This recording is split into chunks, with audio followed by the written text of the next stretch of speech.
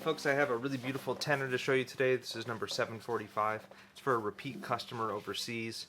The stakes are always a little higher when it's a repeat because you want them to not only get another good instrument, but one that's even better than the first. So yeah, to begin with, the back and sides on this are Dogwood. So that's from our tree from the Carpenter Ant Stash in Portland.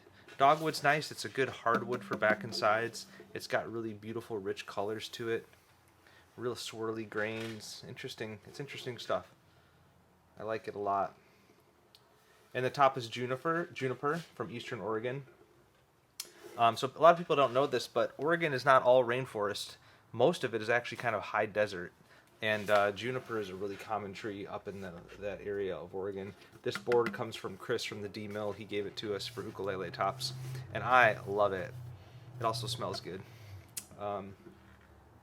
I think the sound is like kind of between spruce and cedar. It's a good balanced sound, but it's got a good dusty pop to it.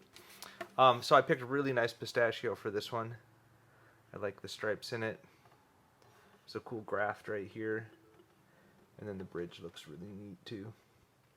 It's got a low G. It's got the bird's foot purfling for a little extra decoration on it.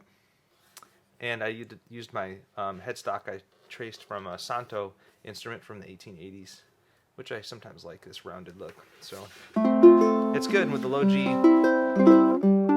it's really rich.